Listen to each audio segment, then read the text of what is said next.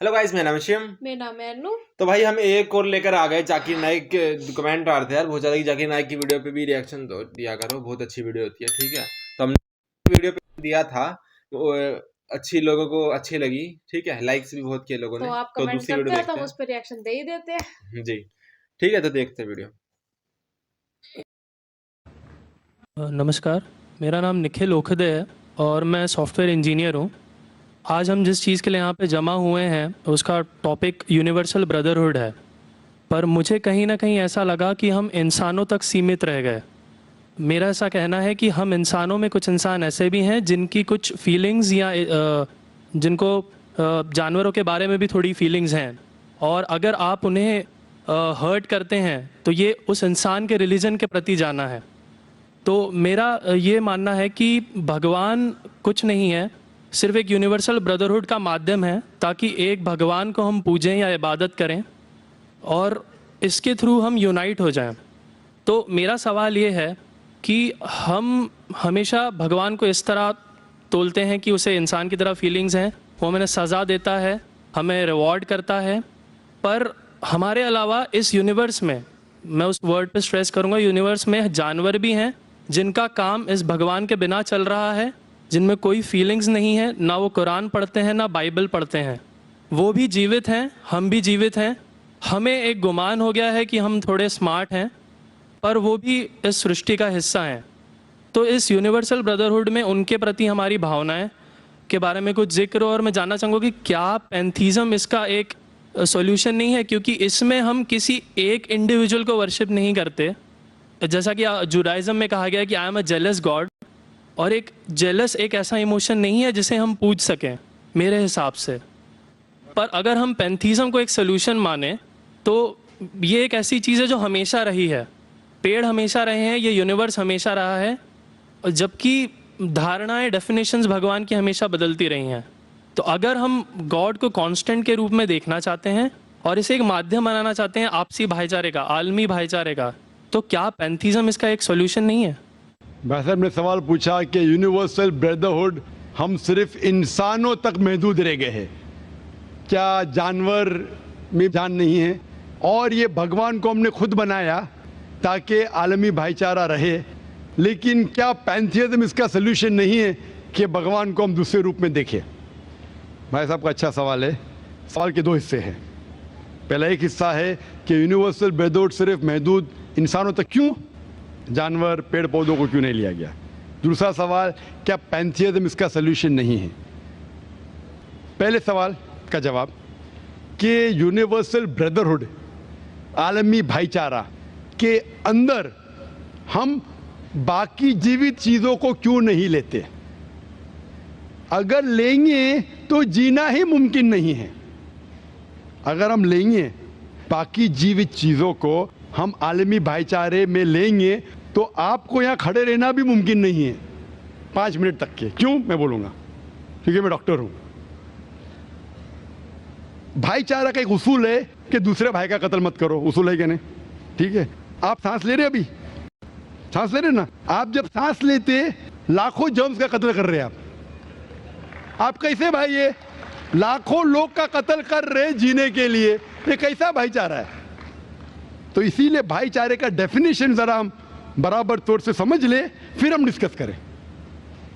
क्योंकि अगर आप कहेंगे हर जीवित चीज मेरे भाई है, तो आप भाईचारे के खिलाफ।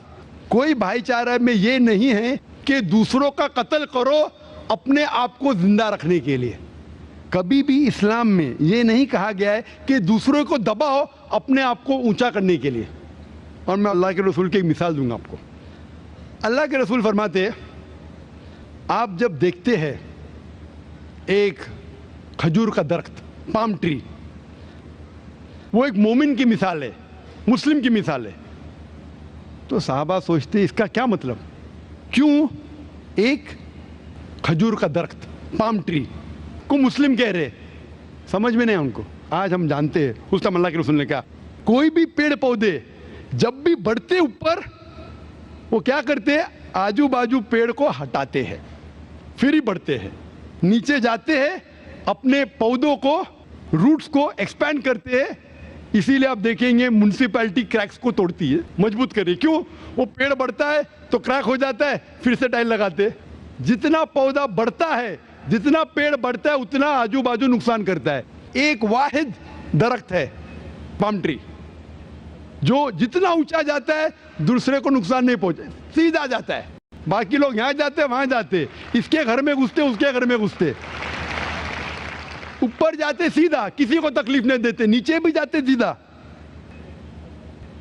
आजू बाजू घूमते नहीं। अगर आप अपने आप को बड़ा बनने के लिए दूसरों को दबाएंगे, ये मुस्लिम नहीं। तो अगर मैं मानूं आपकी बात को कि हर जीवित इंसान को भाईचारा करूं, तो मुझे जीने का हक ही नहीं, किसी को जीने का हक नहीं है। लेकिन उसका मतलब ये नहीं कि हम दूसरे जीवित लोग को तकलीफ पहुंचाए जानबूझ के।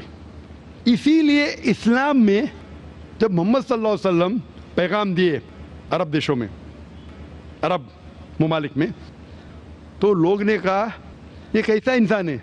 जब अल्लाह के रसूल ने कहा कि ऊंट के ऊपर ज्यादा वजन मत डालो, हराम है, घोड़े को ज्यादा तकलीफ मत दो, तो लोग कहने लगे ये तो अभी इंसानों की हुकूक की बात कर रहा था, अभी जानवरों की हुकूक की बात कर रहा है। अल्लाह के रसूल फरमाते जब एक शख्स आग उगाता, मुझे आग को बुझाओ, क्यों? उधर चींटियां मर रहे हैं। उसका मतलब जानबूझ के कोई भी जीवित चीज को मारना हराम है। सिर्फ अनजाने में इजाजत है, या जिसकी इजाजत खुदा ने आपको दी है, जिसकी इजाजत दी है खुदा ने। मिसाल के तौर पे मनुस्मृति में चैप्टर नंबर 5 श्लोका नंबर 30 में लिखा है कि खुदा ने कुछ जानवरों को बनाए खाने के लिए और किसको खुराक बनने के लिए, some to be eaten some to eat. अगर वो खाने वाला जानवर दूसरे जानवर को खाता है जिसको खुराक के लिए बनाया है, तो कोई गुनाह नहीं है। मनुस्मृति चैप्टर नंबर 5 श्लोक नंबर 30 में अगर आप उस जानवर का कत्ल करते जो खाने के लिए बनाया गया, तो आप गुनाह नहीं कर रहे। Manusmriti chapter number 5 shloka number 39 में सैक्रिफिशियल एनिमल, जो एनिमल कुर्बानी के लिए बनाए गए, उसकी कुर्बानी देना गुनाह नहीं है। मैं क्यों हिंदू धर्म से कह रहा हूँ, मुस्लिम से भी कह सकता हूँ, बहुत से हवाले। उसका मतलब हमें किसी को तकलीफ नहीं देना चाहिए। लेकिन अगर अनजाने में चलते चलते चींटी मर गई, तो आप बाहर चले नहीं सकेंगे। आप सांस लेंगे जर्म, तो अल्लाह ताला ने जर्म को पैदा किया है मरने के लिए आमतौर पे, तो आप गुनहगार नहीं। मालूम कुछ जैन लोग मास्क पहनते तो भी मरते, पानी को उबालते, उबालने से मार रहे, उबालने पानी पी के फायदा क्या? अंदर मारने के बदले बाहर मार रहे, क्या फायदा? ये मुमकिन ही नहीं है। लेकिन जानबूझ के कोई जानवर को, और एक मिसाल दूंगा, हमारे खतीब जुमा नमाज पढ़ाए थे कल, डॉक्टर उस्मान, उनने अपने खुतबे में मिसाल दी थी। क्या एक औरत थी जो बहुत बेहया थी, क्या कहेंगे, जो आम तौर पे लोगों की जीनत थी। मैं लफ्ज़ उर्दू ज़रा मेरी कमज़ोर है, मैं किसी को ठेस नहीं पहुंचाना चाहता। इंग्लिश में कहेंगे नॉट विथ गुड कैरेक्टर, बाजारी औरत। ज़रा मैं ऐसे लफ्ज़ नहीं इस्तेमाल करना चाहता किसी को छोड़ पहुंचे। तो बाजारी औरत थी जो बहुत गुनाह करती थी, लेकिन एक वक्त एक कुत्ते को पानी पिलाया, तो अल्लाह के रसूल फरमाते सिर्फ वो एक अच्छे अमल के वजह से खुदा ने उसे जन्नत में डाला। बाजारी औरत गलत काम करती है, जिना करती है, एक अमल क्या की, एक कुत्ते को पानी दी, इंसान को नहीं कुत्ते को, और अल्लाह उसे जन्नत में डालता है। दूसरी तरफ एक अच्छी औरत, नेक औरत, लेकिन एक बिल्ली को बंद करती है, चेन करके रखती है, उसकी आज़ादी को कैद करती है, अल्लाह ताला उसको जहन्नम में डालता है, नरक में डालता है। इसे कहते जानवरों के हुकूक। मतलब जानवरों के भी हुकूक इस्लाम में हैं। अल्लाह के रसूल फरमाते कि चिड़िया की जान भी मत लो बिना वजह। चिड़िया, स्पैरो, आप पढ़ेंगे कुरान में और हदीस में कई इसके पर लेक्चर। तो इसलिए हम मानते हैं कि जीवित चीज का हमें एहतराम करना चाहिए, उसके रूल रेगुलेशन है। बोलेंगे सब जीवित चीज मेरे भाई है, नहीं भाई, सब भाई नहीं है। अभी कुछ लोग इतना करते, कुत्ते के पीछे हर महीने लाख रुपया खर्चा करते, अरे गरीब लोग मर रहे, लाख रुपए से 10 घर हर महीने लाख रुपया अपने पूडल के ऊपर डालते हैं। लाख रुपये से कम 10 घर तो चलेंगे ना महीने, 20 घर चलेंगे मुंबई में, हाँ के नहीं? वो 20 घर को संभालो ना, एक पूडल को संभाल रहे। ये किधर का इस्लाम है? ठीक है, जानवर की कदर करो, इतना कदर मत करो कि उसके हाथ में चेन डालो सोने की, ये करो, ये खाना लेके आओ। खाना लेके आते लाख रुपए का, आप समझ रहे ना? तो इतना मत इसराफ करो। इस्लाम के अंदर सिखाया गया है कि भाईचारा, जो मैंने जिक्र किया, बट जानवरों को भी देखो और उसके साथ अच्छा बर्ताव करो, बिना वजह किसी जानवर का कत्ल मत करो। ये आपका सवाल था। आपका दूसरा सवाल इसके अंदर जवाब हो गया। आप कहते हैं कि पैंथियज्म, सबको खुदा मानना इसका जवाब है। उसका जवाब में कहा था, हमारे भाई जो अवतार सिंह थे ना, उसने कहा था पैंथियज्म, सब कुछ खुदा है, सब कुछ खुदा है। इससे क्या होता है कि सब कुछ खुदा है, मतलब अगर आप सबको खुदा मानते, चोर को भी खुदा मानते, डाकू को भी खुदा मानते, खुदा का मतलब उसका कहना मानना, बराबर कि नहीं? उसकी इज्जत करना, उसकी इबादत करना, वो जो कहता है उसकी बात मानना। तो आप अगर वो चोर को खुदा बोलेंगे, वो बोलेगा चोरी को, आप चोरी करना शुरू करेंगे। वो बलात्कार करने वाला कहेंगे आपसे, आप उसको खुदा बोलेंगे, चल मैं बलात्कार कर, आप करेंगे? करेंगे? तो इसी तरह ये इलॉजिकल है। खुदा एक है और सिर्फ उसकी इबादत करना चाहिए। और ये जो फिलॉसफी है, ये फिलॉसफी जो आप बोल रहे, किधर से आई? इसे कहते हैं एंथ्रोपोमॉर्फिज्म। क्या कहते हैं? एंथ्रोपोमॉर्फिज्म, मतलब गॉड ने हर चीज की शक्ल हासिल की। और इसके अंदर एक फिलॉसफी है कि खुदा इतना पाक, इतना नेक, वो जानता नहीं कि किस तरीके से इंसान को तकलीफ होती है। और ये एंथ्रोपोमॉर्फिज्म जो फिलॉसफी है, खुदा अलग अलग चीज में शामिल होते हैं। और कई मजहब, इस्लाम के अलावा कोई मजहब कहता है कि खुदा एक बार इंसान का रूप हासिल किया, कुछ मजहब कहते हैं अनेक बार। और उनकी लॉजिक है कि खुदा इतना पाक, इतना नेक, इतना महान, उसे पता नहीं इंसान की तकलीफ क्या है, इंसान को किस चीज का बुरा लगता है। इतना नेक, इतने पाक, इंसान को दर्द कैसा होता है, इंसान को तकलीफ कैसा होती है। तो ये खुदा जो नेक और पाक है, जानने के लिए इंसान के उसूल क्या होना चाहिए, वो इंसान का रूप धारण करते हैं। ये फिलॉसफी है एंथ्रोपोमॉर्फिज्म की। ऊपर से लगता है बहुत लॉजिकल है, खुदा इतना नेक, इतना पाक, इतना दयालु, वो जानता नहीं बेचारे इंसानों की क्या तकलीफ है, क्या मजबूरी है, क्या मुश्किलात है। तो इंसान का रूप धारण किया लिखने के लिए, क्या इंसान के लिए अच्छा है बुरा है। ऊपर से देखें तो बहुत अच्छा लगता है, लेकिन तहकीक करेंगे मंतिक से तो एकदम ही गलत। मिसाल के तौर पे, अगर मैंने एक डीवीडी प्लेयर बनाया, डीवीडी प्लेयर, क्या मुझे जरूरी है कि मैं डीवीडी प्लेयर बनूं ये जानने के लिए डीवीडी प्लेयर के लिए क्या अच्छा है क्या बुरा है? जरूरी है? नहीं। मैं एक इंस्ट्रक्शन मैन्युअल लिखूंगा कि डीवीडी प्लेयर को प्ले करने के लिए डीवीडी डालो, प्ले का बटन दबाओ, स्किप करने का स्किप का बटन दबाओ, स्टॉप करने का स्टॉप का बटन दबाओ। पानी में मत डालो, खराब हो जाएगा, ऊपर से मत फेंको, खराब हो जाएगा। मुझे डीवीडी प्लेयर बनने की जरूरत नहीं। इसी तरीके से खुदा हमारा खालिक है, हमारा बनाने वाला है, हमारा पैदा करने वाला है, उसको इंसान बनने की जरूरत ही नहीं। वो क्या करता है? इंस्ट्रक्शन मैन्युअल लिखता है, इंसान के लिए क्या अच्छा है क्या बुरा है, क्या खाना चाहिए क्या नहीं खाना चाहिए, कैसा इबादत करना चाहिए। और इस खुदा का आखिरी इंस्ट्रक्शन मैन्युअल है कुरान। इस ईश्वर, इस भगवान, इस अल्लाह, इस खुदा का आखिरी इंस्ट्रक्शन मैन्युअल है कुरान। इस कुरान मजीद में लिखा है आपके लिए क्या अच्छा है क्या बुरा है, किस तरीके से जानवर से अच्छा बर्ताव करना चाहिए, किस तरीके से भाईचारा बढ़ना चाहिए, किस तरीके से गरीबों की मदद करना चाहिए, सब लिखा है इसमें। खुदा को खुद इंसान बनने की जरूरत नहीं, क्योंकि वो हमारा खालिक है, हमारा मालिक है। तो इसीलिए ये पैंथियज्म फिलॉसफी इज टोटली रॉन्ग। और वेद में किधर नहीं लिखा है, आप जाएंगे दूसरी किताबों में लिखा है, आप अगर देखेंगे मेरी कैसेट हिंदुइज्म एंड इस्लाम पे, लेकिन वो किताबें वेद से ऊंची नहीं है। वेद में सिर्फ लिखा है तौहीद के बारे में, एक खुदा के बारे में, एक कम सत्य विप्र बहुधा वेदांते, खुदा एक है, उसको नाम इरादा दे सकते हैं आप, लेकिन खुदा एक है, उसकी सिफत आप बयान कर सकते हैं। और वो एक खुदा है न तस्य प्रतिमास्ति, उसका कोई अक्स नहीं है ना कोई पिक्चर है, ना कोई पेंटिंग है, ना कोई मूर्ति है, ना कोई स्टैच्यू है। Hope the answer the question.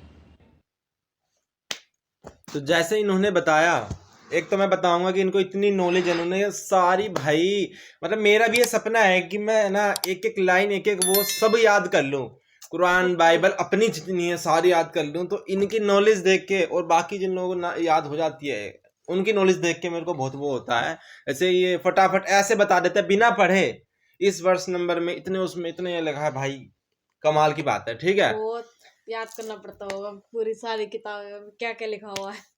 भाई मेरे तो बस की बिल्कुल भी नहीं है। मैं तो भूल जाती हूँ। तो सही बात है, मैंने पढ़ी है। देखो भाई, जैसे यजुर्वेद के 32 नंबर के तीसरे नंबर पे लिखा कि खुदा का कोई आकार नहीं है। तो हमारे में जैसे कि ये सनातन में ना सिर्फ ब्रह्म माना जाता है, ब्रह्म जो कि निराकार है, उसका कोई आकार नहीं है। ठीक है, तो ये इनकी नॉलेज है, बहुत अच्छी है। मैं बस एक बात कहूंगा कि जैसे ये थोड़ी पुराने टाइप की वीडियो, पुरानी वीडियो है इनकी, अभी की नहीं है। फिलहाल जो है मनुस्मृति जो है उसका कुछ वो नहीं है, उसकी कोई इज्जत नहीं है मनुस्मृति की। वो बनाई ही इसलिए गई थी जो किताब है मनुस्मृति, ताकि कुछ ऊंचे लोग, जो नीचे वाले लोग हैं, उनके ऊपर राज कर सके, शासन कर सके। क्योंकि बहुत वो होने लग गया था, आपस में लड़ाइयाँ होने लग गई थी। ठीक है, अपने लड़ाइयाँ होने लग गई थी, आपस में वो होने लग गया था। किसी की भैंस मर गई, एक पंडित जी आए और उन्होंने बोला ये भैंस उठाए और ले जाओ, वो उन्होंने मना कर दिया, खुद उठा लो। तो इसलिए उन्होंने आपस में वो किया, सबने मिलके, स्वर्ण लोगों ने सबने मिलके क्या कि एक विधान बनाना चाहिए, एक संविधान बनाना चाहिए। ठीक है, उसका नाम मनुस्मृति रख दिया। तो ये खुद कुछ भगवान का दी हुई बुक नहीं है, ना ही किसी की ये गीता है। ठीक है, जैसे कि इन्होंने खुद, जाकिर साहब ने खुद कहा कि इस किताब में ही लिखा हुआ है ऐसा। ठीक है, कि जानवरों को कुछ जानवरों को मार सकते हैं। ठीक है, उनके ऊपर जो वेद है उनमें नहीं लिखा, इन्होंने बोला, इसलिए मैंने बोला थैंक यू, आपने बोला। कहीं वेद में ऐसा नहीं लिखा कि किसी जानवर को मारना चाहिए, किसी जानवर की बलि देनी चाहिए। ये गलत फहमी हो गई थी ये महात्मा बुद्ध को। महात्मा बुद्ध पहली बार अपने महल से बाहर निकले और एक आदमी बकरे को लेके जा रहा था मारने के लिए। ठीक है, हिंदू आदमी था वो। ठीक है, मारने के लिए ले जा रहा था। तो महात्मा बुद्ध ने पूछा कि भाई कहाँ ले जा रहे हो? कह रहा कि माता पे बलि देनी है। तो पूछ लिया कि किसने कहा है माता पे बलि देनी है? तो उसने ऐसे, उसको पता नहीं था, बस बोल दिया कि वेद में लिखा है। तो महात्मा बुद्ध ने कह दिया जिस वेद में ऐसा लिखा है कि जानवर की बलि देनी है, मैं उसको नहीं मानूंगा। तो छोड़कर ही चले गए। तो बहुत लोगों को नहीं पता होता और वो फिर निकल जाते। चलो, वो तो एक बहुत बड़ी चेतना बन गए। ठीक है, और दूसरा जैसे कि इन्होंने कहा कि हम सांस लेते तो बैक्टीरिया मरते हैं। यार देखो, अगर हम अपने घर बैठे हैं, ठीक है, कहीं पे किसी लड़की के साथ रेप हो रहा है, तो हम उसे नहीं बचा सकते, समझ रहे हो? मगर अगर हमारे आस पड़ोस में किसी के साथ कुछ गलत हो रहा है तो हम उसको ना बचाए। कोई गली में किसी लड़की को मार रहा है तो हम नहीं बचाएंगे। भाई हजारों लड़कियों पिट रही होगी, 1000 लड़की साथ बुरा हो रहा होगा, इसके साथ भी हो जाएगा क्या? हम अपने घर बैठते हैं, ऐसे नहीं होता। हमारे सामने गलत नहीं होना चाहिए। ठीक है, हम एक इंसान कितना कुछ कर सकता है। ठीक है, तो बस मैं जो है, मैं बिल्कुल नॉन वेज नहीं खाता हूँ। मैडम खाती है, मैडम समझाता रहता हूँ, लेकिन ये नहीं मानेगी, ये खाएगी। ठीक है, मैं नहीं खाता क्योंकि मैं बस अपनी प्लेट पे ना, मतलब मेरे को दुख होता है किसी जानवर को ऐसे तकलीफ में देख के, जब उसकी गर्दन काट के डब के अंदर डाल देते हो, तड़प के मरता है। कोई भी हो गया, मैं करुणा होनी चाहिए इंसान के अंदर कि किसी और को नहीं मारना।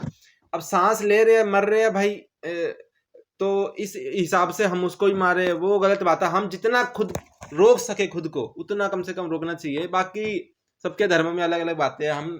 मैं तो अपने ही शरीर पे मेरा काबू है, मैं उसी पे कर सकता हूँ। मैं तो ज्यादा समझाता भी नहीं हूँ कि मत खाओ, चलो उस मन है खाओ। अगर मैं उसको ज्यादा समझाऊंगा कि भाई मत खाओ, या मैं देऊंगा ही नहीं, भाई नहीं, मैं नहीं खा रहा तो तू भी नहीं खाएगी, तो इसको दर्द होगा। तो एक जीव को दर्द हो रहा है, समझ रहे हो?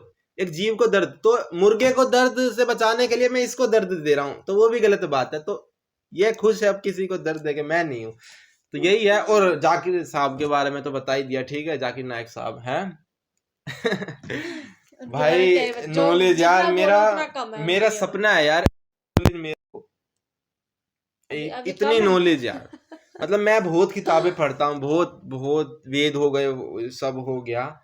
ठीक है, मेरे को याद भी हो जाता है कि ऐसे अध्याय जैसे वज्र सूची उपनिषद है, सब है, फिर भी मेरा सपना है कि सारी पढ़ लूँ, कुरान वगैरह सब एक एक याद हो जाए, और अपने ऊपर भी मतलब वो करूँ, ऐसा नहीं पढ़ के सिर्फ दूसरों के साथ बहस करनी है, मानो उस चीज को।